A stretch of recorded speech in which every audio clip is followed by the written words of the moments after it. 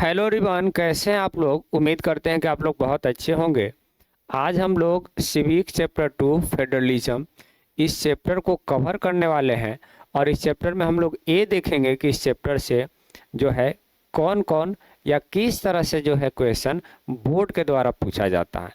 तो बोर्ड के point of view से इस चैप्टर को कवर करने वाले हैं और ये देखेंगे कि इस चैप्टर से क्या क्वेश्चन जो है जनरली बोर्ड में आते हैं। तो जो फर्स्ट क्वेश्चन पूछा जाता है वो फर्स्ट क्वेश्चन ये है कि व्हाट इज फेडरलिज्म। फेडरलिज्म क्या है, what do you mean by federalism. तो फेडरलिज्म के बारे में बोला गया कि federalism is a system of government in which power is divided between a central authority and various constituent unit of country. बोला गया कि फेडरलिज्म एक सिस्टम ऑफ गवर्नमेंट है। फेडरलिज्म एक सिस्टम ऑफ गवर्नमेंट है और इस सिस्टम में आप ये देखते हो कि पावर को डिवाइड किया जाता है सेंट्रल अथॉरिटी के बीच और कई सारे छोटे छोटे यूनिट जो देश में होते हैं। बोला गया कि फेडरलिज्म एक सिस्टम ऑफ गवर्नमेंट है और इस सिस्टम में पावर को डिवाइड किया जाता है एक सेंट्रल गवर्नमेंट के बीच, एक सेंट्रल अथॉरिटी के बीच और स्टेट गवर्नमेंट के बीच, है ना, जिसको आप कॉन्स्टिट्यूएंट यूनिट्स ऑफ कंट्री भी कह सकते हो।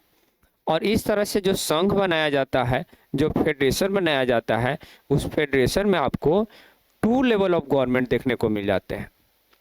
जो वन होगा, one is the government for entire country. एक जो गवर्नमेंट होगा पूरे इंटायर कंट्री के लिए होगा, that is responsible for few subject of national interest, जो नेशनल इंटरेस्ट के सब्जेक्ट के लिए रेस्पॉन्सिबल होगा। Others are government at the level of provinces और स्टेट। जो दूसरे लेवल होंगे वो स्टेट लेवल पर गवर्नमेंट होंगे या प्रोविंस लेवल पर होंगे। And that look after day to day administration, और जो दिनचर्या के जो प्रशासनिक व्यवस्था है उस प्रशासनिक व्यवस्था को देखभाल करते हैं। ये हमारा हो गया फर्स्ट क्वेश्चन कि फेडरलिज्म क्या है या फेडरल सिस्टम क्या है।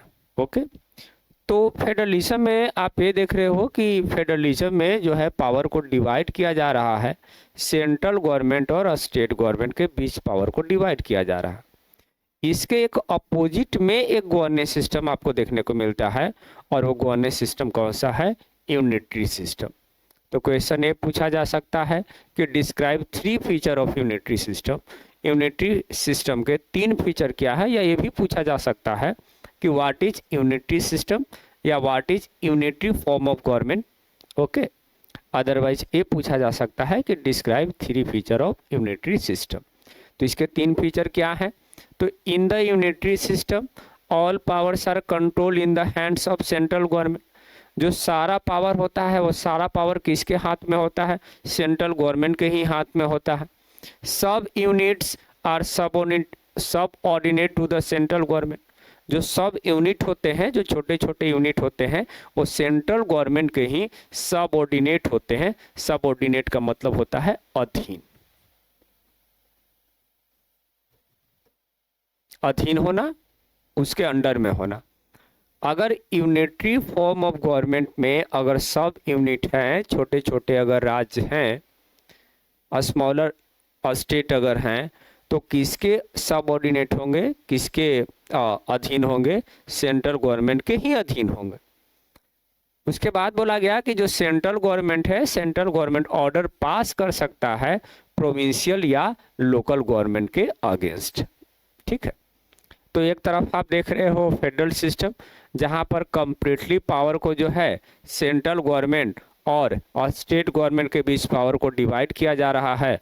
दूसरे तरफ आप यूनिटरी सिस्टम देख रहे हो और यूनिटरी सिस्टम में आप ये देख रहे हो कि जो कंप्लीट पावर है वो कंप्लीट पावर किसके पास है, सेंट्रल गवर्नमेंट के पास है। अगर सब यूनिट हैं, अगर स्मॉलर स्टेट हैं, तो उसके पास जो है उतना ज़्यादा पावर नहीं है, वो किसके अधीन है, सेंट्रल गवर्नमेंट के ही अधीन है। ठीक है, तो ये हो गया फेडरल फॉर्म ऑफ गवर्नमेंट और ये हो गया यूनिटरी सिस्टम या यूनिटरी फॉर्म ऑफ गवर्नमेंट। कभी कभार ये भी क्वेश्चन पूछ दिया जाता है कि how is federal form of government different from the unitary form of government. तो जो फेडरल सिस्टम का जो उसमें जो भी पॉइंट थे और यूनिटरी सिस्टम में जो भी पॉइंट है, दोनों पॉइंट को आप यूज कर लिख सकते हैं। अदरवाइज अगर ऐसे आप 2 पॉइंट में लिखना चाहते हैं तो ऐसे भी 2 पॉइंट में लिख सकते हैं कि in the federal form of government, central government जो है अपने पावर को शेयर करता है various constituent units of the country से। एग्जाम्पल इंडिया का हो गया कि इंडिया में पावर को डिवाइड किया गया है सेंट्रल गवर्नमेंट और जो है से कि स्टेट गवर्नमेंट के बीच। दूसरी तरफ जो यूनिटरी फॉर्म ऑफ गवर्नमेंट है, यूनिटरी फॉर्म ऑफ गवर्नमेंट में आप ये देख रहे हो कि जो सारा पावर है वो सारा पावर को एक्सरसाइज सिर्फ और सिर्फ एक ही गवर्नमेंट कर रहा है, जिसको आप सेंट्रल गवर्नमेंट कह रहे हो या नेशनल गवर्नमेंट भी कह सकते हो। और यहाँ पर जो है से कि एग्जांपल आप श्रीलंका का ले सकते हैं। श्रीलंका में जो नेशनल गवर्नमेंट है वो नेशनल गवर्नमेंट के पास जो है सारा पावर है, कंप्लीट पावर है, ओके। और स्टेट गवर्नमेंट को वहाँ किसी भी तरह का पावर नहीं दिया गया, ओके। तो ये 3 क्वेश्चन हो गए। जो पहला क्वेश्चन है कि व्हाट इज फेडरलिज्म, फेडरलिज्म क्या है, फेडरल फॉर्म ऑफ सिस्टम क्या है। फेडरल फॉर्म ऑफ सिस्टम में आप देख रहे हो कि पावर को डिवाइड किया जा रहा है और लेवल 1 और लेवल 2 के गवर्नमेंट के बीच। लेवल 1 में सेंट्रल गवर्नमेंट है और लेवल 2 में जो है से कि स्टेट या प्रोविंशियल गवर्नमेंट है। उसके बाद आप क्या देख रहे हो, यूनिटरी सिस्टम देख रहे हो। यूनिटरी सिस्टम में आप ये देख रहे हो कि पावर का जो डिवीजन है वो 2 या 3 लेवल में नहीं है बल्कि लेवल 1 में ही है। जो सेंट्रल गवर्नमेंट है, सेंट्रल गवर्नमेंट के पास ही पूरा पावर है। अगर लेवल 2 है भी तो लेवल 2 के पास ज़्यादा पावर नहीं है। ये जो है सेंट्रल गवर्नमेंट के ही क्या है, सब ऑर्डिनेट है, उसी के ही अंडर में है, सब ऑर्डिनेट है, सब ऑर्डिनेट टू जो है level 1, it means central government के वो अधीन है, ठीक है। फिर दोनों को डिफ्रेंशिएट करने के लिए भी क्वेश्चन बन सकता है, तो उसको भी जो है से कि ये पॉइंट लिखकर आप आंसर कर सकते हैं। नेक्स्ट क्वेश्चन की ओर बढ़ते हैं। अब आ गया एक्सप्लेन एनी 5 की फीचर ऑफ फेडरलिज्म या फेडरल सिस्टम। अब डायरेक्ट आएगा क्वेश्चन कि फेडरल सिस्टम के 5 की फीचर को आप जो है से कि क्या कीजिए, एक्सप्लेन कीजिए या 5 की फीचर को आप बताइए। व्हाट आर द 5 की फीचर ऑफ फेडरल सिस्टम या फेडरलिज्म। फेडरल सिस्टम के 5 की फीचर क्या हैं, तो चलिए देखते हैं। पहला आपका हो गया कि देयर आर 2 और मोर लेवल ऑफ गवर्नमेंट। यहाँ पर जो गवर्नमेंट होगा या तो 2 लेवल में होगा, लेवल 1 या लेवल 2, या 2 से ज़्यादा भी हो सकता है, लेवल 3 भी हो सकते हैं, ठीक है ना। तो यहाँ क्या बोला गया, पहला फीचर कि देयर आर 2 और मोर लेवल ऑफ गवर्नमेंट। 2 या 2 से ज़्यादा लेवल ऑफ क्या होंगे यहाँ पर, गवर्नमेंट होंगे। पहला फीचर ये हो गया। सेकेंड फीचर हो गया कि different level of government, different level of government govern the same citizens. जो लेवल 1 और जो लेवल 2 के जो गवर्नमेंट है वो सेम सिटीजन्स पर ही गवर्न करेंगे, शासन करेंगे, but each level of government has its on jurisdiction regarding legislation, taxation and administration. लेकिन जो अलग अलग लेवल ऑफ गवर्नमेंट है उनका जो पावर है लेजिस्लेशन को लेकर, कानून बनाने को लेकर, टैक्सेशन को लेकर, टैक्स इम्पोज करने को लेकर, और एडमिनिस्ट्रेशन को लेकर, प्रशासन करने को लेकर, वो पावर जो होगा वो क्या होगा, अलग अलग होगा।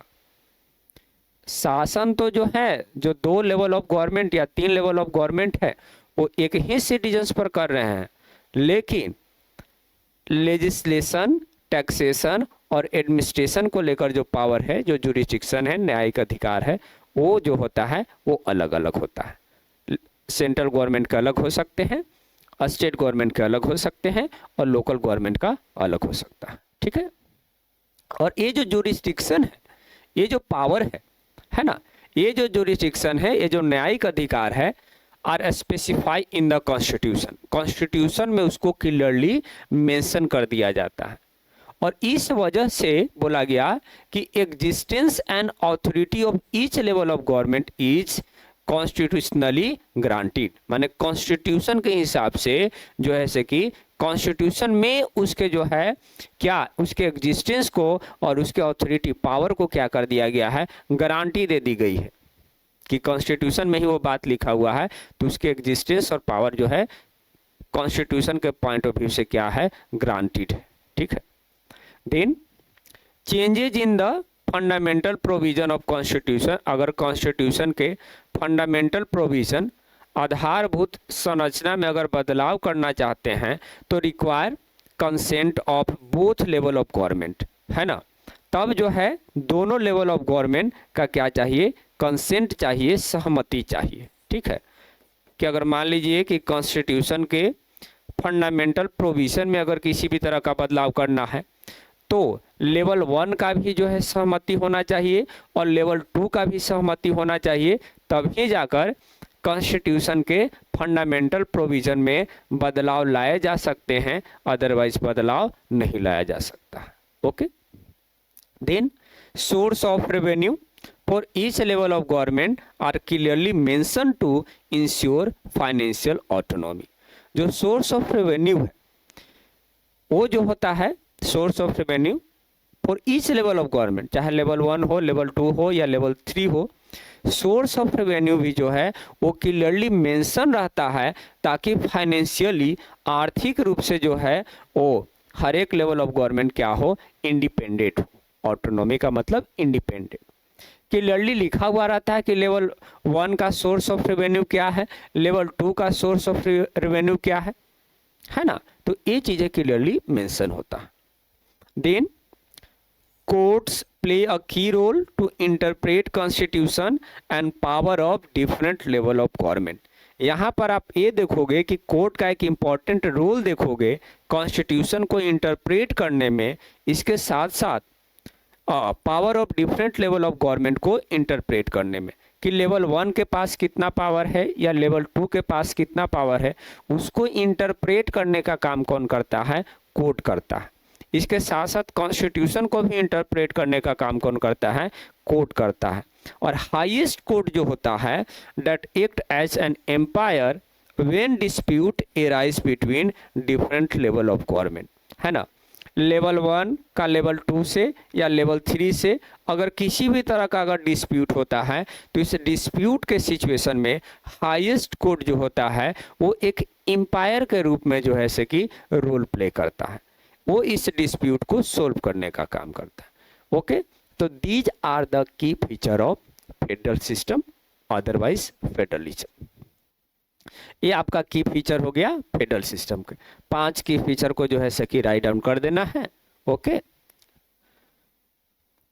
नेक्स्ट क्वेश्चन ये है कि differentiate between coming together federation and holding together federation, है ना। फेडरेशन के 2 टाइप है, पढ़े ही होंगे कि फेडरेशन के 2 टाइप है, एक को बोला गया है कमिंग टुगेदर फेडरेशन और दूसरे को क्या बोला गया है, होल्डिंग टुगेदर फेडरेशन। तो दोनों के बीच अंतर क्या है, दोनों के बीच डिफरेंस क्या है, ये भी क्वेश्चन पूछा जाता है कि differentiate between coming together federation and holding together federation. Okay, तो कमिंग टुगेदर फेडरेशन में क्या बोला गया, कमिंग टुगेदर फेडरेशन में बोला गया कि when independent state coming together on their own to form a bigger unit. जब इंडिपेंडेंट स्टेट, है ना, बोला गया कि जब independent state coming together on their own, जब इंडिपेंडेंट स्टेट खुद से आकर एक बड़े यूनिट की निर्माण करेंगे तब उस फेडरेशन को क्या कहेंगे, कमिंग टुगेदर फेडरेशन।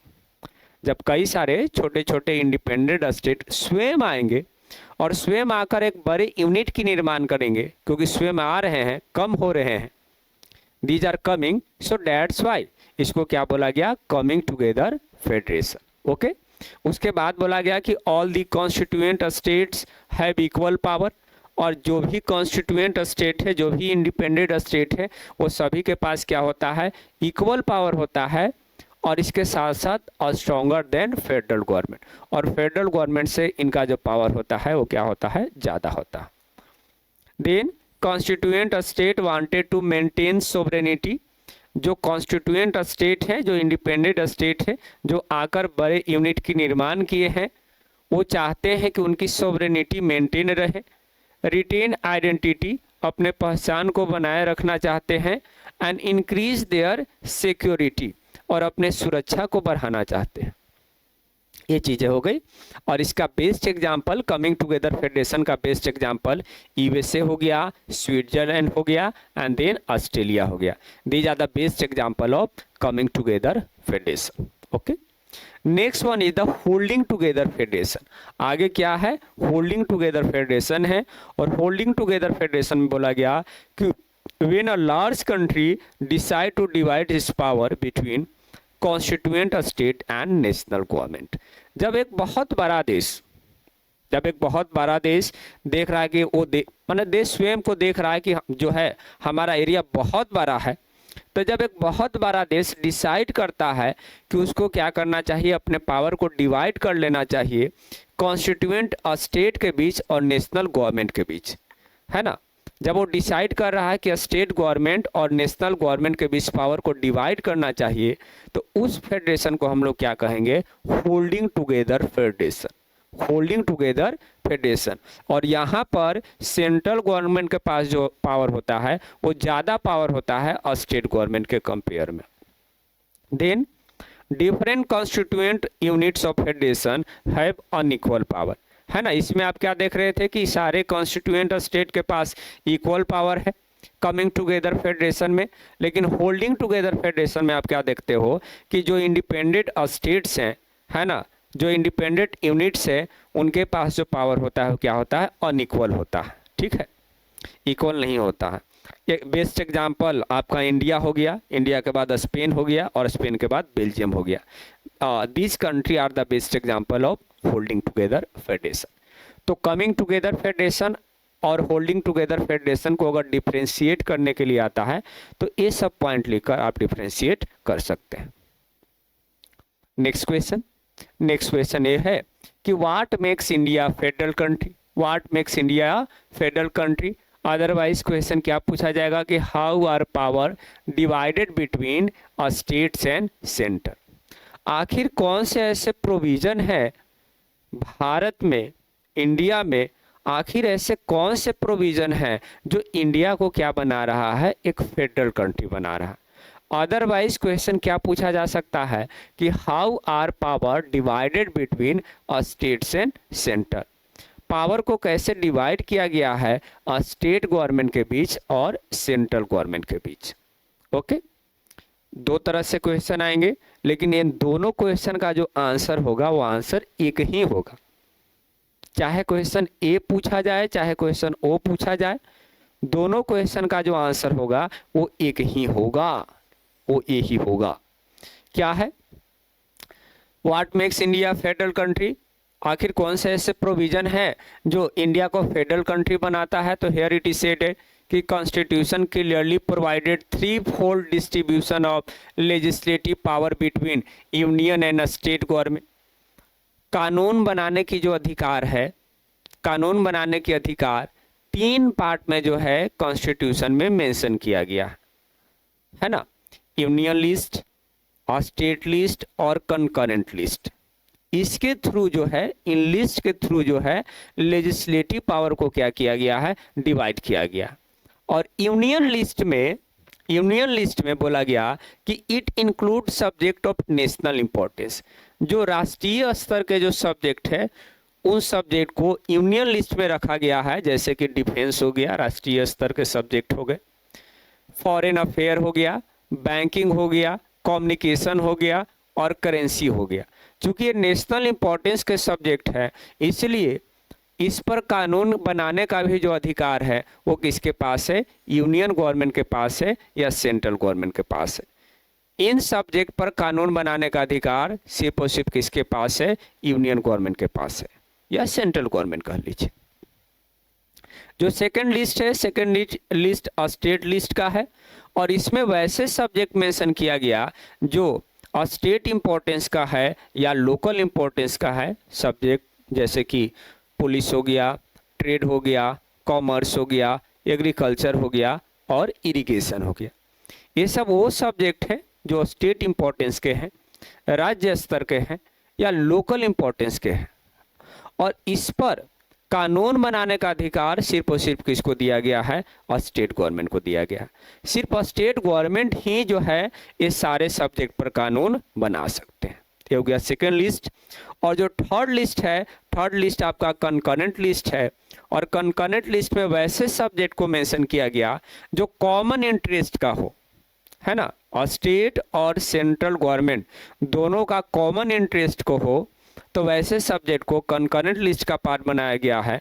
सब्जेक्ट जैसे कि education, forest, trade union, marriage हो गया, एडॉप्शन हो गया और सक्सेशन हो गया। ये सब वो सब्जेक्ट हैं जो कॉमन इंटरेस्ट के हैं, जिस पर सेंटर को भी कानून बनाना चाहिए और स्टेट को भी कानून बनाना चाहिए, इसलिए इसको कंकरेंट लिस्ट का पार्ट बनाया गया है। और इस सब्जेक्ट पर जो है से कि यूनियन गवर्नमेंट और स्टेट गवर्नमेंट दोनों जो है से कि कानून बना सकते हैं। ठीक है, ये हो गया कंकरेंट लिस्ट। तो ये प्रोविजन है जो हमारे देश को क्या करता है, या ये जो पावर शेयरिंग की जो मेथड है जो हमारे कंट्री को क्या बना रहा है, फेडरल कंट्री बना रहा है। या क्वेश्चन ये पूछा जाएगा कि how are power divided between state and central government, तो इसी तरह से पावर को डिवाइड किया गया है, साधारण सी बात है। These are the ways in which power is divided between central and the state government. तो दोनों क्वेश्चन का आंसर सेम ही बनेगा। अच्छा, एक क्वेश्चन और आपसे पूछते हैं, कमेंट बॉक्स में आपको रिप्लाई देना है। रिप्लाई ये देना है कि कंकरेंट लिस्ट में बोला गया कि कंकरेंट लिस्ट में सब्जेक्ट जैसे एजुकेशन हो गया, फॉरेस्ट हो गया, ट्रेड यूनियन हो गया, मैरिज हो गया, अडॉप्शन हो गया और सक्सेशन हो गया।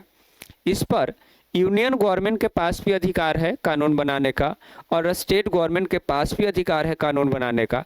तो मान लीजिए कि कोई एक ऐसा कानून बनाया गया और उस कानून पर क्या हो गया, कन्फ्लिक्ट हो गया, और स्टेट गवर्नमेंट के प्रोविज़न और सेंट्रल गवर्नमेंट के प्रोविज़न आपस में क्लैश कर गया। तो जब क्लैश करेगा तो वैसे सिचुएशन में क्या किया जाएगा, वैसे सिचुएशन में क्या होगा, है ना। इसको कमेंट बॉक्स में जो है कि आपको रिप्लाई करना है, बताना है। ठीक है, नेक्स्ट क्वेश्चन ये है कि why did makers of our constitution declare India to be a union of states, okay, and why were some political units of India given a special status. हमारे देश में जो कॉन्स्टिट्यूशन बना रहे थे, कॉन्स्टिट्यूशन निर्माता थे, संविधान निर्माता जो थे, वो हमारे देश को यूनियन ऑफ स्टेट क्यों डिक्लेयर कर रहे हैं, है ना। हमारे देश को जो है यूनियन ऑफ स्टेट क्यों डिक्लेयर कर रहे हैं, और कुछ पॉलिटिकल यूनिट को जो है से कि स्पेशल स्टेटस क्यों दिया गया। ओके, तो इंडिया बिकम या India declare union of state, India को जो है यूनियन ऑफ स्टेट डिक्लेयर किया जा रहा है because it consisted of both British rule territories as well as princely state, है ना। तो इंडिया को यूनियन ऑफ स्टेट इसलिए डिक्लेयर किया जा रहा है क्योंकि इंडिया में दो तरह के जो है रीजन को इंक्लूड किया जा रहा है, मर्ज किया जा रहा है। एक तो वो राज्य हैं, एक तो वो रीजन है जिस पर अंग्रेजों ने शासन किया है, और दूसरे वैसे राज्य को भी मर्ज किया जा रहा है इंडिया के साथ जो प्रिंसली स्टेट है, देशीय रियासत है, जिस पर देसी राजा महाराजा रूल कर रहे हैं। इसलिए इंडिया को क्या डिक्लेयर किया जा रहा है, यूनियन ऑफ स्टेट्स। ओके, और कुछ स्टेट को या कुछ पॉलिटिकल यूनिट को स्पेशल स्टेटस क्यों दिया गया, देख लीजिए। तो बोला गया कि फ्रेंच और Portuguese rule territories were given a special या स्टेटस ऑफ यूटी। वैसे रीजन जहां पर फ्रेंच रूल कर रहे थे और पोर्तुगीज रूल कर रहे थे, जो 1947 के बाद जो है उस रीजन को छोड़ कर गए, तो वैसे रीजन को जो है यूटी का स्टेटस दिया गया, यूनियन टेरिटरीज का स्टेटस दिया गया, है ना, केंद्र शासित प्रदेश बनाए गए। ठीक है, उसके बाद जम्मू एंड कश्मीर वाला किस्सा आपको याद ही होगा कि जम्मू एंड कश्मीर को इंडिया में मर्ज किया गया। तो मर्ज किया गया तो उसको भी कुछ स्पेशल कंडीशन दिए गए।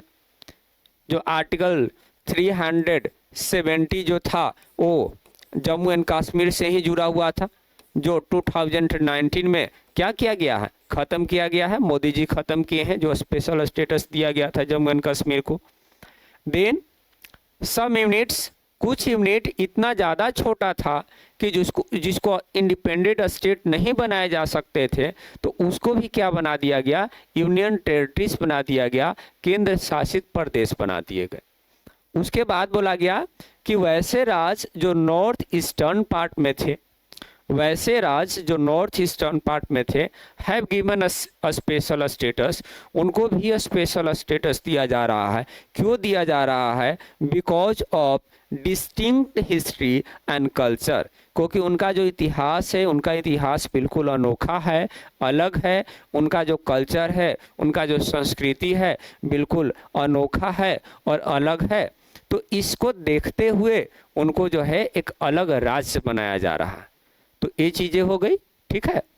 तो अब शायद आपको समझ में आ गया कि भारत को जो है यूनियन ऑफ स्टेट को डिक्लेयर किया गया और कुछ पॉलिटिकल यूनिट को जो है स्पेशल स्टेटस क्यों दिया गया, है ना। चीजें क्लियर है आपको? चलिए आगे बढ़ते हैं। Why is sharing of power between union and state government basic to the structure of Indian constitution. बोला गया कि यूनियन और स्टेट गवर्नमेंट के बीच जो पावर शेयर किया जा रहा है या पावर शेयरिंग जो अरेंजमेंट है वो कॉन्स्टिट्यूशन का बेसिक स्ट्रक्चर क्यों है। Here it is said that कि व्हाई इज या how is sharing of power, how is sharing of power between union and state government basic structure या basic to the structure of Indian constitution. Okay, तो power sharing arrangement जो है वो constitution का basic structure कैसे है, fundamental provision कैसे है, बेसिक स्ट्रक्चर बोल लीजिए या फंडामेंटल प्रोविजन बोल लीजिए। तो बोला गया कि power sharing arrangement is basic structure of Indian constitution. Power sharing arrangement जो है वो इंडियन कॉन्स्टिट्यूशन का बेसिक स्ट्रक्चर है, क्योंकि it is not easy to make change in the power sharing arrangement. Power sharing arrangement में change करना आसान नहीं है। Parliament alone can not change this arrangement. जो पार्लियामेंट है वो अकेले इस अरेंजमेंट में किसी भी तरह का बदलाव नहीं कर सकता है। अगर चेंज लाना है तो सबसे पहले क्या करना होगा, पार्लियामेंट के दोनों हाउस से उस बिल को पास करवाना होगा। जो बिल ड्राफ्ट किए जाएंगे वो बिल लोकसभा से भी पास होना चाहिए और लोकसभा से पास होने के बाद फिर उसको राज्यसभा से भी पास करना चाहिए। और यहाँ पर बोला गया कि दोनों हाउसेस से ये जो बदलाव पास होगा उसके लिए स्पेशल मेजॉरिटी की चर्चा की गई। 2/3 वोटिंग होना चाहिए। 2/3 वोटिंग से जो है ये चेंज या ये बिल पास होगा और पास होने के बाद बदलाव लाना है पावर शेयरिंग अरेंजमेंट में, तो सबसे पहले कि पार्लियामेंट के दोनों हाउसेस से उस बिल को पास करना होगा और पास करने के बाद then it has to be ratified by the legislature of at least half of the total state. हमारे देश में कितने स्टेट हैं? 28 स्टेट है। तो कम से कम 14 राज्यों का क्या होना चाहिए? सहमति होना चाहिए इस बदलाव के ऊपर। जो बिल लोकसभा और राज्यसभा से 2/3 मेजॉरिटी के साथ पास किया गया, पास करने के बाद 14 राज्यों का भी जो है उस पर सहमति होना चाहिए उस बिल के ऊपर, तब जाकर जो है पावर शेयरिंग अरेंजमेंट में किसी भी तरह का बदलाव लाया जा सकता है, अदरवाइज बदलाव नहीं लाया जा सकता। इसलिए आप कह सकते हो कि जो पावर शेयरिंग अरेंजमेंट है that is the basic structure of the constitution. Okay, तो क्वेश्चन पूछा जाएगा कि वाई या how is power sharing between union and state government basic structure to the Indian constitution. तो you have to write down this point.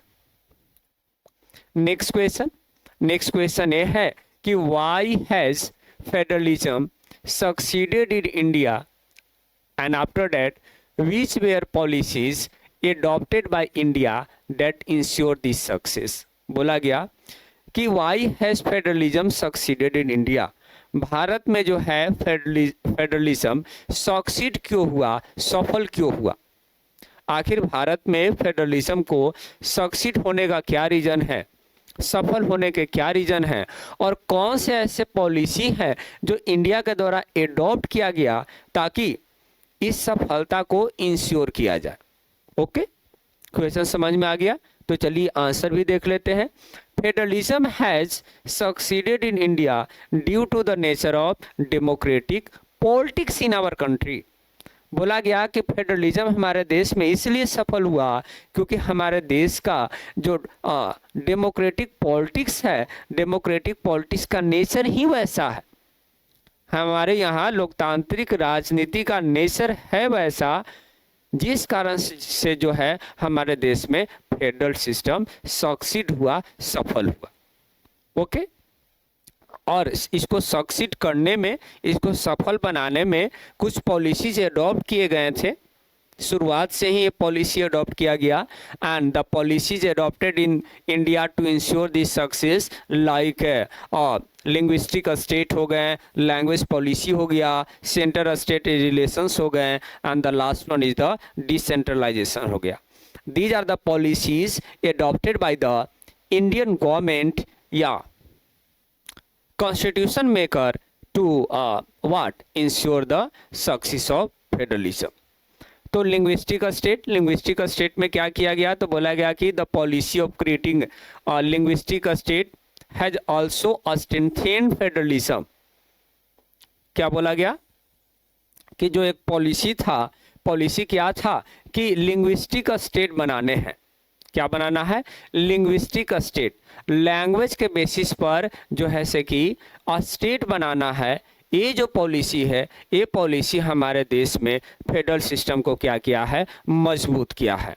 Despite division this policy United nation.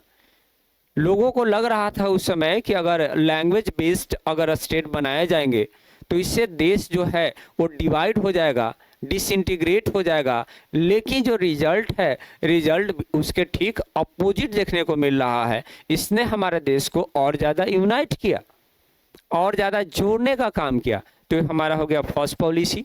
Second policy हो गया language policy. Indian federation did not give a status of national language to any language.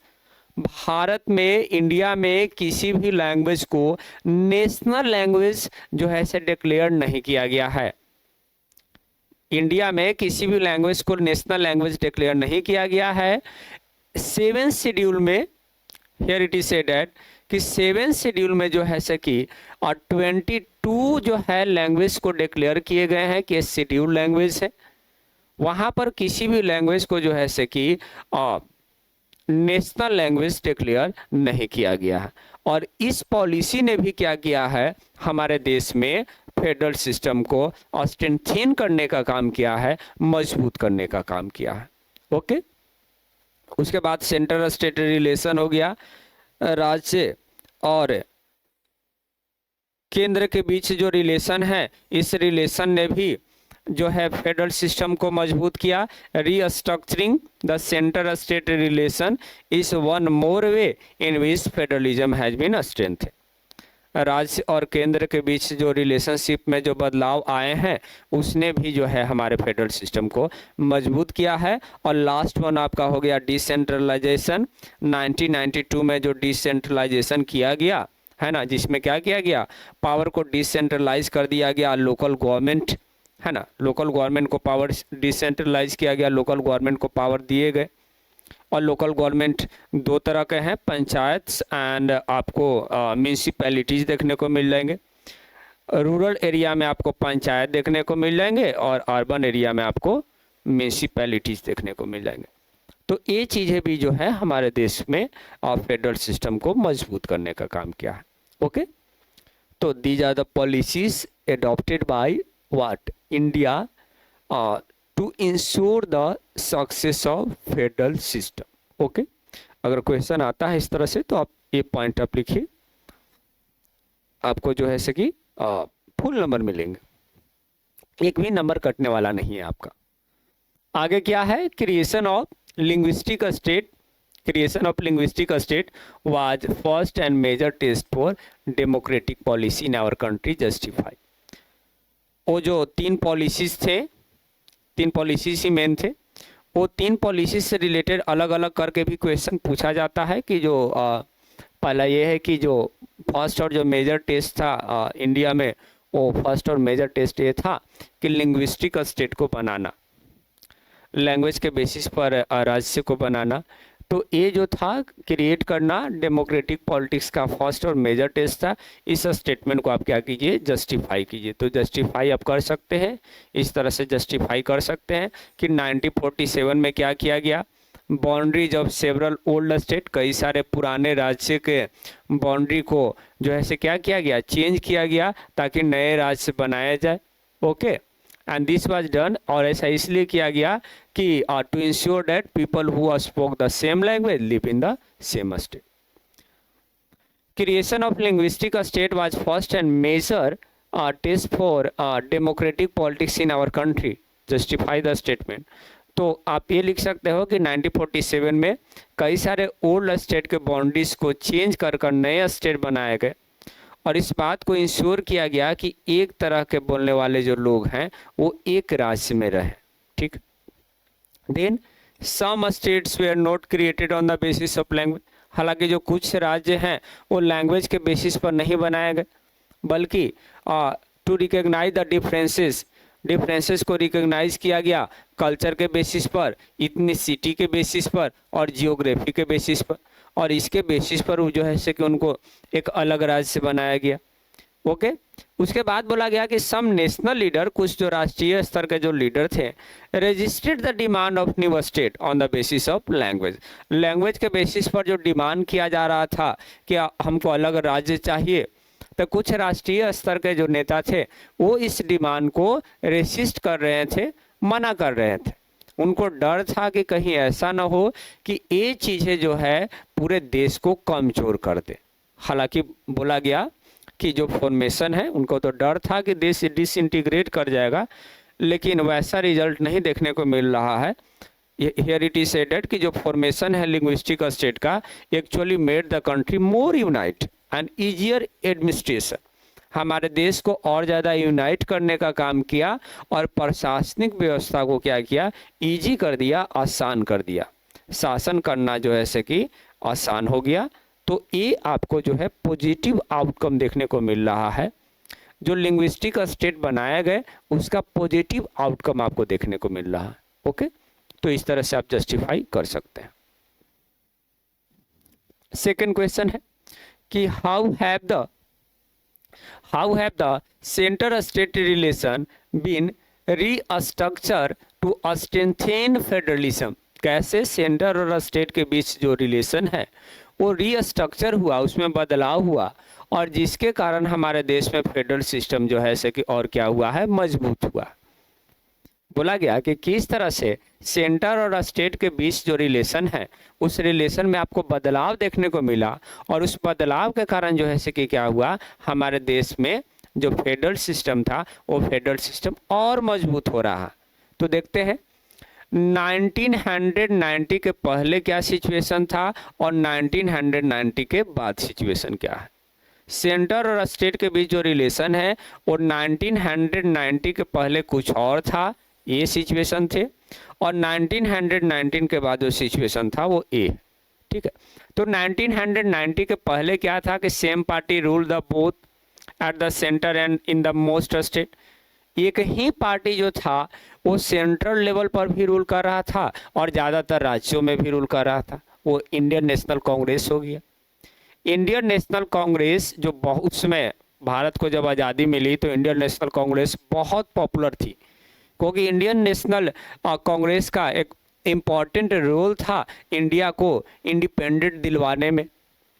तो एक ही जो party है वो central level पर भी rule कर रहा है और ज़्यादातर राज्यों में भी रूल कर रहा है।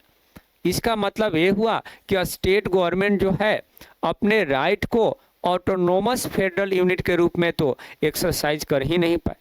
जो पावर डिवाइड किया गया जाता है फेडरल सिस्टम में कि सेंट्रल गवर्नमेंट के पास इतना पावर है और स्टेट गवर्नमेंट के पास इतना पावर है, लेकिन एक ही पार्टी सेंट्रल गवर्नमेंट में भी रूल कर रहा है और स्टेट गवर्नमेंट में भी रूल कर रहा है, तो स्टेट गवर्नमेंट जो है रियल मायने में अपने पावर को यूटिलाइज कैसे कर पाएगा। तो ये सिचुएशन थी। उसके बाद आप क्या देख रहे हो कि जो सेंट्रल गवर्नमेंट है, सेंट्रल गवर्नमेंट क्या कर रहा कि कॉन्स्टिट्यूशन के पावर को मिसयूज करते हुए और स्टेट गवर्नमेंट को डिसमिस कर दे रहा है जहां पर राइवल पार्टीज का कंट्रोल आ रहा है। जैसे ही कोई दूसरी पार्टी अपोजिशन पार्टी जो है स्टेट में रूल करने आ रही है, सेंट्रल गवर्नमेंट पर जो पार्टी है वो पार्टी क्या कर दे रही है, उस स्टेट गवर्नमेंट को जो है से कि डिसमिस कर दे रही है। तो सही जो एक फेडरलिज्म का जो स्पिरिट है, फेडरलिज्म का जो प्रिंसिपल्स है, सिद्धांत है, उसको तो यूज हो ही नहीं पा रहा है इन रियलिटी या इन प्रैक्टिकल देखा जाए तो 1990 के पहले ये सिचुएशन था। इसका मतलब यही हुआ कि this undermine the spirit of federalism. Federalism के जो स्पिरिट है, फेडरलिज्म के जो प्रिंसिपल्स हैं, सिद्धांत है, उसको क्या किया जा रहा है, अंडरमाइन किया जा रहा है, कुचला जा रहा है। क्योंकि फेडरल सिस्टम क्या कहता है कि पावर का क्या होना चाहिए, क्लियरली डिवीजन होना चाहिए सेंट्रल गवर्नमेंट के बीच और स्टेट गवर्नमेंट के बीच। और पावर दिया जा रहा है तो उसको यूटिलाइज भी तो करना है स्टेट गवर्नमेंट को, कि पावर दे दिया जा रहा है और सेंट्रल गवर्नमेंट कहेगा कि तुम पावर ही नहीं यूज करो। तो जब पावर यूज करेगा ही नहीं तो फेडरल सिस्टम फिर कैसे हुआ। तो ये सिचुएशन था 1990 के पहले का। तो मतलब 1990 के पहले हमारे देश में अगर थ्योरी के रूप में देखिएगा तो फेडरल सिस्टम तो थे, लेकिन प्रैक्टिकली उतना ज़्यादा जो है से कि प्रैक्टिस नहीं किया जा रहा था, प्रैक्टिकली उतना ज़्यादा सफल नहीं था। लेकिन 1990 के बाद क्या हुआ कि this was the beginning of the era of coalition at centre. Centre पर जो है से कि कोलिशन गवर्नमेंट बनने लगे। क्यों बनने लगे? क्योंकि बोला गया कि सिंगल पार्टी को, एक पार्टी को जो है क्लियर मेजॉरिटी जो है लोकसभा में मिल ही नहीं रहा है। मेजर नेशनल पार्टी फिर क्या करने लगे, एलायंस बनाने लगे कई सारे रीजनल पार्टी के साथ, ताकि जो है सेंट्रल लेवल पर सरकार बना सके। 1990 के बाद एक पार्टी को जो है क्लियर मेजॉरिटी मिल ही नहीं रहा लोकसभा में, तो लोकसभा में सरकार बनाना तो है, तो बनाने के लिए जो नेशनल पार्टी है वो रीजनल पार्टी के साथ क्या कर रहा है, एलायंस बना रहा है ना। अब गठबंधन कर रहा है, तो गठबंधन कर रहा है सेंट्रल लेवल पर सरकार बनाने के लिए। तो फिर उस रीजनल पार्टी का अगर स्टेट में उसका सरकार होगा तो उसको पावर तो देना ही पड़ेगा। अगर पावर नहीं देगा तो फिर सेंट्रल लेवल पर जो उसका सपोर्ट है वो अपने सपोर्ट को वापस ले लेगा। तो ये जो एरा है 1990 के बाद का जो एरा है वो एरा माना गया है, कोलिशन का एरा माना गया है, क्योंकि एक सिंगल पार्टी को जो है सेंट्रल लेवल पर मेजॉरिटी नहीं मिल रहा। और अब दिस लेड टू, देखिए क्या बोला गया कि this led to a new culture of power sharing. Power sharing को जो है, पावर शेयरिंग का जो है आपको एक नया कल्चर देखने को मिल रहा है ना। And respect for autonomy of the state government, और स्टेट गवर्नमेंट के ऑटोनॉमी को, उसके इंडिपेंडेंस को रिस्पेक्ट किया जा रहा है कि नहीं, स्टेट गवर्नमेंट की भी अपनी क्या है, खुद की इंडिपेंडेंस है, उसकी भी खुद की क्या है, अपनी ऑटोनॉमी है, उसको भी जो है सकी आज़ादी देना चाहिए, उसको भी जो है सकी इतना पावर देना चाहिए। आज़ादी मतलब पावर की आज़ादी, आज़ादी मतलब आज़ाद तो पहले भी था, लेकिन पावर के मामले में जो है सकी उतना ज़्यादा वो फ्री नहीं था। यहाँ आज़ादी करने का मतलब ये हुआ, ठीक है ना। तो इस जो सिचुएशन है कि सेंटर और स्टेट का जो रिलेशन है वो रिस्ट्रक्चर होने के कारण, चेंज होने के कारण हमारे देश में जो फेडरल सिस्टम है वो जो है से कि क्या हुआ है, और मजबूत हुआ है ना। और इसके लिए जो टाइम लाइन जो यूज किया जाता है इसको समझने के लिए, वो टाइम पीरियड है 1990 का, इसके पहले का सिचुएशन और इसके बाद का situation. Okay, next question. Next question क्या है, अब देखिए, अब डिसेंट्रलाइजेशन जो लास्ट टॉपिक है, लास्ट टॉपिक आपका है डिसेंट्रलाइजेशन का, है ना। अब फेडरलिज्म ये जो चैप्टर है उसका जो लास्ट टॉपिक है आपके बुक में वो डिसेंट्रलाइजेशन का है। और क्वेश्चन ये आएगा कि explain the advantages of decentralisation. Decentralisation के क्या फायदे हैं, डिसेंट्रलाइजेशन के क्या फायदे हैं। तो सबसे पहले यहाँ पर बताया गया कि डिसेंट्रलाइजेशन है क्या, और देन बताया गया कि इसका बेनिफिट क्या है। तो when power is taken away from the central and the state government, जब पावर जो है सेंट्रल और स्टेट गवर्नमेंट को लेकर लोकल गवर्नमेंट को अगर पावर दे दिया जाएगा, तब उस चीज को जो है कि हम लोग क्या बोलेंगे, डिसेंट्रलाइजेशन बोलेंगे। It is called decentralisation. जब सेंट्रल गवर्नमेंट या स्टेट गवर्नमेंट को पावर को छीन कर किसको दे देना है, लोकल गवर्नमेंट को दे देना है, तब जो है से कि इस प्रोसेस को हम लोग क्या बोलेंगे कि डिसेंट्रलाइजेशन, ये डिसेंट्रलाइजेशन हो गया। ठीक है, तो इसके एडवांटेजेस क्या है? आखिर पावर लेकर सेंट्रल गवर्नमेंट और स्टेट गवर्नमेंट को पावर को लेकर लोकल गवर्नमेंट को अगर दिया जा रहा है तो कुछ एडवांटेजेस होगा तभी ना, ऐसे थोड़े दिया जाएगा। ये चीज़ कब किया गया इसको भी याद रखिएगा, 1992 में किया गया है। जो डिसेंट्रलाइजेशन है हमारे देश में 1992 में किया गया है। 1992 में जो है लोकल गवर्नमेंट को पावर दिया गया। इसके एडवांटेजेस क्या है? तो एडवांटेजेस ये है कि there are large number of problem and issues best settle at the local level. ये माना गया कि जो लार्ज नंबर ऑफ प्रॉब्लम और जो इश्यूज है उसको बहुत अच्छे से जो है लोकल लेवल पर ही सेटल किया जा सकता है, बेहतरीन तरीका से उसको लोकल लेवल पर ही सेटल किया जा सकता है। Then better ideas on where to spend money, क्योंकि उनको एक बेटर आइडियाज है कि पैसों को कहाँ खर्च करना है। जो लोकल लोग हैं, लोकल लोगों को पता है कि पैसों को कहाँ खर्च करना है और चीज़ों को कैसे मैनेज करना है।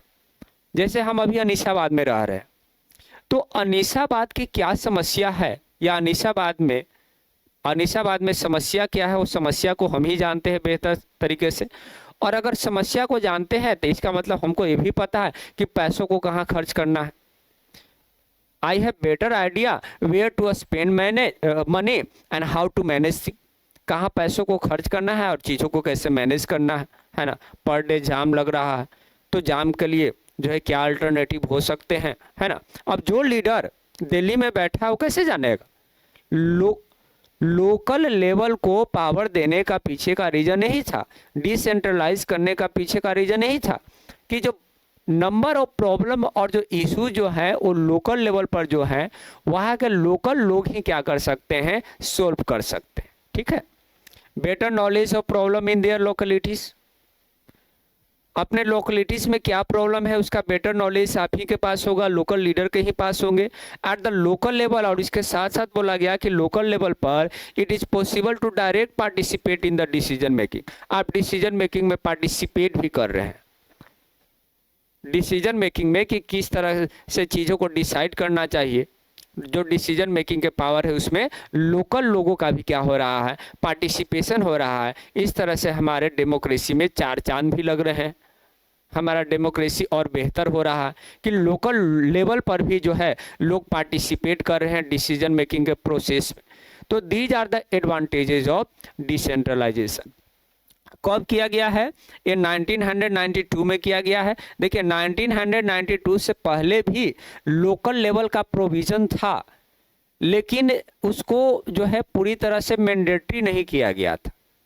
1992 के बाद चीज़ें मैंडेटरी कर दी गई। जैसे देखिए किन किन चीज़ों को मैंडेटरी किया गया है। देखिए यहाँ बोला गया है कि explain any 5 provision of the constitutional amendment of 1992 that strengthen third tier of government. बोला गया ना, यहाँ पर चीज़ें बोला गया ना कि 1992 के बाद आखिर कौन से ऐसे कॉन्स्टिट्यूशनल अमेंडमेंट किए गए जिसके थ्रू जो थर्ड टियर ऑफ गवर्नमेंट है उसको क्या किया जा रहा है, मजबूत किया जा रहा है। ऐसा कौन सा प्रोविजन किया जा रहा है जो लोकल गवर्नमेंट है वो लोकल गवर्नमेंट और क्या हो रहा है, पहले से मजबूत हो रहा है, एकदम पावरफुल हो रहा है।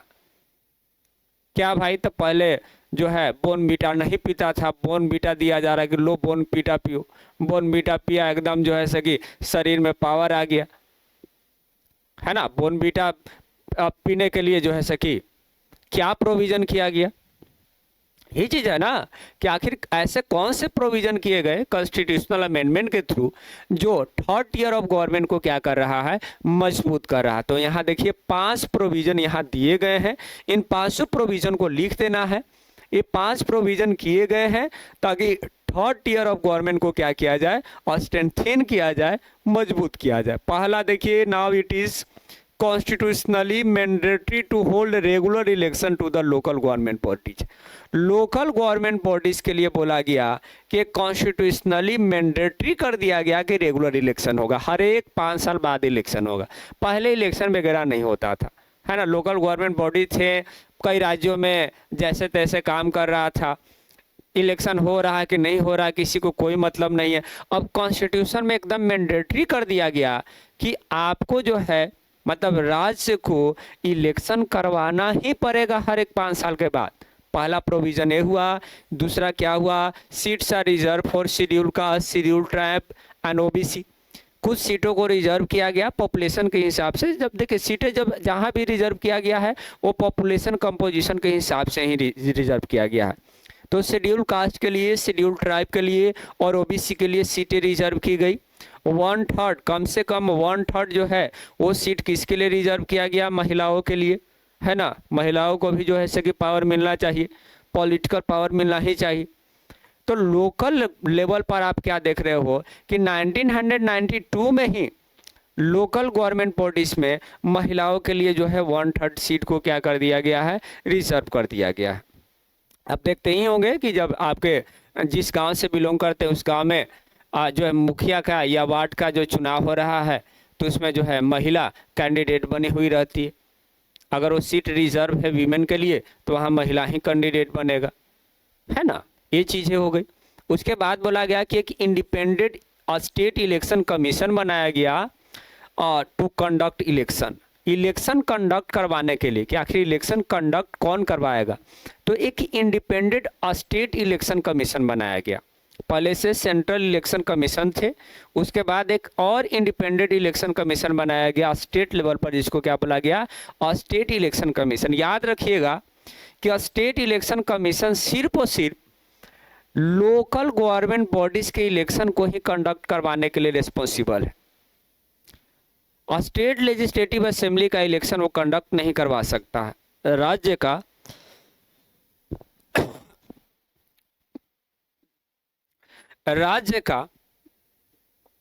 का जो विधानसभा का जो चुनाव है वो स्टेट इलेक्शन कमीशन नहीं करवा सकता है।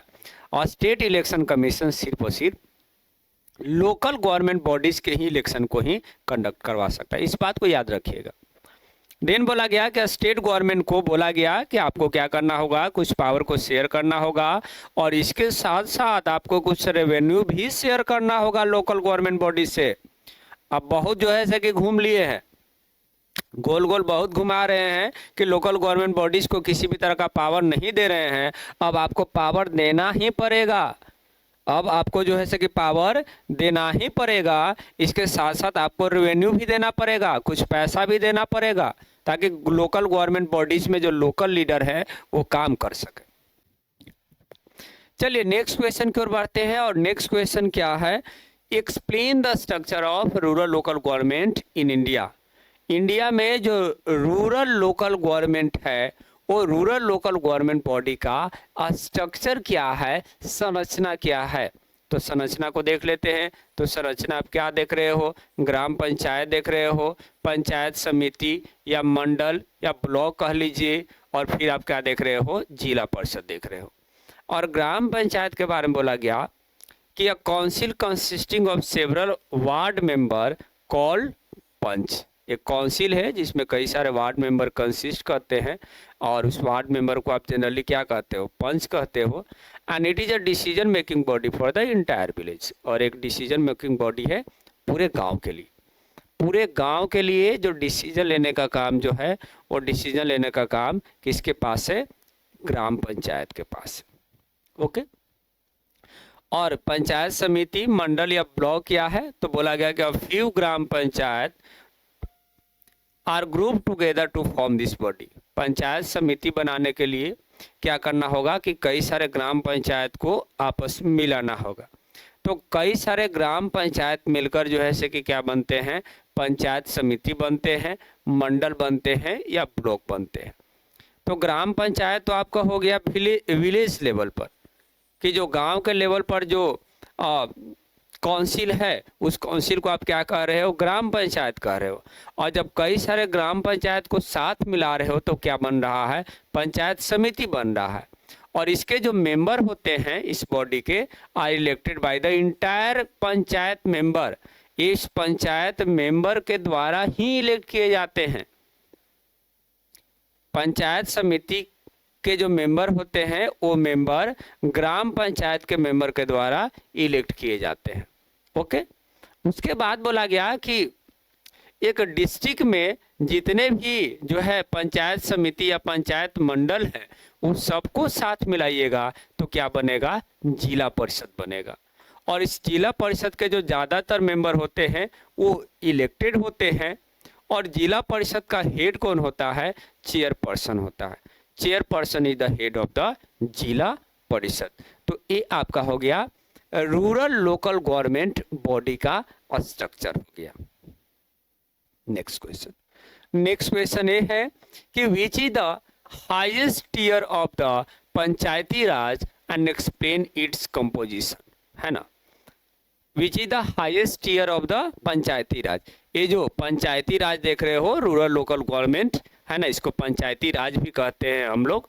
तो इस पंचायती राज जो व्यवस्था हो गया, पंचायती राज जो व्यवस्था हो गया, इस पंचायती राज व्यवस्था का जो है कि हाईएस्ट टियर कौन है, हाईएस्ट लेवल पर कौन है। तो हाईएस्ट लेवल पर आपको कौन देखने को मिल रहा है, जिला परिषद देखने को मिल रहा है हाईएस्ट लेवल पर। ओके, तो नेक्स्ट क्वेश्चन ये है कि which is the highest tier of the panchayati raj का हाईएस्ट टियर कौन सा है और इसका कंपोजिशन क्या है। तो highest tier of the panchayati raj system in rural area is the जिला parishad and it coordinate all the activity of block samiti. सारे ब्लॉक समिति के एक्टिविटी को एक कोऑर्डिनेट करता है।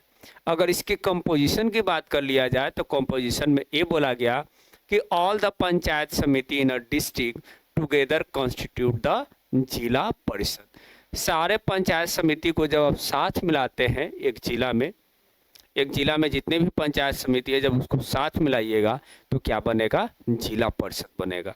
और इसके जो मेंबर होते हैं, इसके मेंबर में एमएलए भी शामिल होते हैं। उस जिला के जितने भी एमएलए हैं वो सारे एमएलए जो हैं वो जिला परिषद के भी मेंबर है ना। वो एमएलए उस राज्य के विधानसभा का तो जो एमएलए तो है ही है, इसके साथ साथ उस पार्टिकुलर डिस्ट्रिक्ट में जो जिला परिषद है वो जिला परिषद के भी मेंबर है। इसके साथ साथ मेंबर ऑफ लोकसभा और दूसरे जो बड़े ऑफिशियल हैं वो भी जो है जो डिस्ट्रिक्ट लेवल पर हैं वो भी क्या है, इसके मेंबर हैं, जिला परिषद के मेंबर हैं। और जो जिला परिषद चेयरपर्सन है is the political head of the जिला परिषद। और जिला परिषद का पॉलिटिकल हेड कौन सा है, तो जिला परिषद चेयरपर्सन। जिला परिषद चेयरपर्सन ये जो हो गए वो राजनीतिक प्रमुख हो गए जिला परिषद के। ओके, तो ये क्वेश्चन हो गया और इसका ये आंसर हो गया। एक और क्वेश्चन बनता है कि व्हाट इज ग्राम सभा, ग्राम सभा क्या है और इसके 4 फंक्शन को जो है से कि क्या करना है, डिस्क्राइब करना है। तो ग्राम सभा के बारे में बोला गया कि a body comprising all adult member of village और ग्रुप ऑफ विलेज, है ना। एक गांव या कई गांवों को अगर साथ में मर्ज कर रहे हैं और उस गांव में रहने वाले जितने भी एडल्ट मेंबर हैं, माने 18+ जितने भी मेंबर हैं जिनके पास वोटिंग राइट है। एडल्ट मेंबर कहने का मतलब ये है कि जिनके पास वोटिंग राइट है वो सारे मेंबर जो हैं वो जो है किसके पार्ट है, ग्राम सभा का पार्ट है ना। वो सारे मेंबर किसके पार्ट है, ग्राम सभा के पार्ट है। ओके, अगर इसके फंक्शन को देख लिया जाए तो फंक्शन में क्या बोला गया कि it elects the member of gram panchayat. और ये जो एडल्ट मेंबर हैं, है ना, ये एडल्ट मेंबर क्या करते हैं, ग्राम पंचायत के मेंबर को इलेक्ट करते हैं। जो ग्राम पंचायत में जो वार्ड मेंबर हुए उस वार्ड मेंबर को ये इलेक्ट करते हैं। उसके बाद क्या बोला गया कि it supervise the work of village panchayat के कामों को सुपरवाइज करते हैं। It approve the annual budget of panchayat के एनुअल बजट को जो है अप्रूवल देते हैं। उसके बाद क्या बोला गया कि review the performance of gram panchayat के परफॉर्मेंस को रिव्यू भी करने का काम करते हैं। तो ये आपका हो गया ग्राम सभा और ये हो गए उनके फंक्शन हो गए कि ग्राम सभा एक बॉडी है जो that compromise all adult member of a village और अ ग्रुप ऑफ विलेज, और इसके ये फंक्शन है। ओके, देन ये लास्ट क्वेश्चन होने वाला है और लास्ट क्वेश्चन ये है कि evaluate the strength and the limitation of local self government. Local self government का मेरिट क्या हुआ और डिमेरिट क्या हुआ। जो लोकल सेल्फ गवर्नमेंट बनाए गए उस लोकल सेल्फ गवर्नमेंट का जो है पॉजिटिव एस्पेक्ट क्या देखने को मिला और नेगेटिव एस्पेक्ट क्या देखने को मिला, इसके मेरिट और डिमेरिट पॉइंट को शो करना है। तो क्या बोला गया कि local self government had made significant impact on the democracy bye it's achievement. ये सारे अचीवमेंट है, इस अचीवमेंट के थ्रू जो है इंडियन डेमोक्रेसी में जो है सिग्निफिकेंट इम्पैक्ट को जो है से कि बना रहा है। क्या है जो है से कि कौन सी ऐसी अचीवमेंट है। The constitutional status of the local government has help to depend democracy in our country. हमारे देश में लोकतंत्र को मजबूत करने का काम कर रहा है। उसके साथ साथ लोकल गवर्नमेंट बॉडी के कारण जो महिलाओं का जो रिप्रेजेंटेशन है वो रिप्रेजेंटेशन बहुत सारा जो है बड़े पैमाने पर आप देख रहे हो कि इंक्रीज हो रहा है। उनका आवाज़ भी जो है बुलंद हो रहा है राजनीति में। तो ये अचीवमेंट हो गया लोकल सेल्फ गवर्नमेंट का। एट द सेम टाइम उसी समय आप क्या देख रहे हो कि लोकल सेल्फ जो गवर्नमेंट है कुछ डिफिकल्टीज को भी जो है से कि फेस कर रहा है। किस तरह के डिफिकल्टीज को फेस कर रहा है कि while election are hold regularly, election तो रेगुलरली हो रहे हैं, हर एक 5 साल पर हो रहे हैं, लेकिन gram sabha not hold regularly to review the performance. लेकिन ग्राम सभा का जो मीटिंग है वो रेगुलरली नहीं हो रहा है ताकि जो है परफॉर्मेंस को क्या किया जाए, रिव्यू किया जाए। परफॉर्मेंस को रिव्यू करने के लिए ग्राम सभा की जो बैठक है वो रेगुलरली नहीं हो रहा है। उसके बाद बोला गया कि आज भी जो ज़्यादातर जो स्टेट है वो सिग्निफिकेंट पावर को और जो है से कि एडिक्वेट रिसोर्स को जो है वो ट्रांसफ़र जो है लोकल सेल्फ गवर्नमेंट को नहीं किए हैं। तो ये लोकल सेल्फ गवर्नमेंट का क्या हो गया, पॉजिटिव एस्पेक्ट, और ये क्या हो गया, निगेटिव एस्पेक्ट। ये कुछ लिमिटेशन हो गए और एक कुछ जो है से कि उसका स्ट्रेंथ हो गया। उम्मीद करते हैं कि सारा क्वेश्चन आंसर आपको समझ में आया होगा और इस सारे क्वेश्चन आंसर को जो है से कि आपको क्या करना है, एक कॉपी पर जो है से कि इसको लिख लेना है और लिख कर आपको याद कर लेना है। और यकीन मानिए आप याद कर लिए तो इस चैप्टर से बोर्ड के द्वारा यही क्वेश्चन आंसर पूछे जाते हैं, दूसरा कोई जो है से कि क्वेश्चन नहीं आता, क्योंकि सारा क्वेश्चन आंसर पैराग्राफ वाइज है। ठीक है, तो वीडियो देखने के लिए बहुत बहुत धन्यवाद आप सभी लोगों को। अगर वीडियो अच्छा लगा है तो चैनल को सब्सक्राइब कीजिए, वीडियो को लाइक कीजिए, शेयर कीजिए अपने फ्रेंड के साथ, जिन फ्रेंड को जो है क्वेश्चन आंसर की रिक्वायरमेंट है। Okay, thank you very much.